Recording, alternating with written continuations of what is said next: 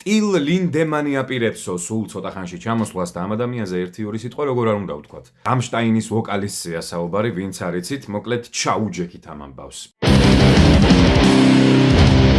ვინც იცის განმეორება ცოდნის და დაუნათქვამია და არ არის პრობლემა უყურეთ. ტილი პირველ რიგში თავის თავს პოეტად აღიქვამს და შემდეგ უკვე მუსიკოსად. არაჩვეულებრივი პოეზია აქვს. მისი წიგნებიც გამოიცემა გერმანიაში. სხვათა შორის ახალგაზრდობაში იგი სპორტით იყო გატაცებული. მოცურავე იყო პროფესიონალი და ოლიმპიადისთვისაც კი ემზადებოდა უბრალოდ ტრამვებმა არ შეუწყო ხელი და საბოლოო ჯამში დაანება თავი. ლაივებზე ალბათ გინახავთ, როგორ იყენებს პიროტექნიკას და ცეცხლს. ამ ცეცხლისგან ხშირად ტილს დამწრობებიც კი მიუღია. მისი პოეზია ეხება მარტოობას, ტკივილს, სიცარიელეს, შინაგანს და ასე შემდეგ და ასე შემდეგ. ამით მას უნდა რომ კარგად დაგვანახოს ადამიანის შინაგანი სამყარო და ბუნება. მოდით გადავიდეთ ახლა ვოკალურ მონაცემებზე, რაც პირდაპირ ჩემი საქმეა. იგი არის ბას-ბარიტონი, დაბალი ტონალობის მქონე ადამიანი.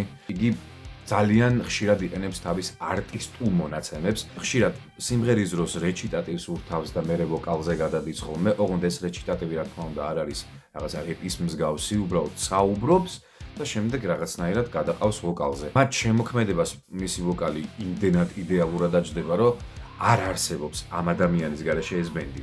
წარმოუდგენელია. თქვენთვის თუ არსებობს კიდე მსგავსი ბენდი, სადაც ვოკალისტი შეცვლით და ის ბენდი ის აღარ იქნება, რაც იყო. ბევრი ვოკალისტი შეცვლილია ბევრ ბენდში, მაგრამ ლინდემანის გარეშე რამშტაინი არ არსებობს.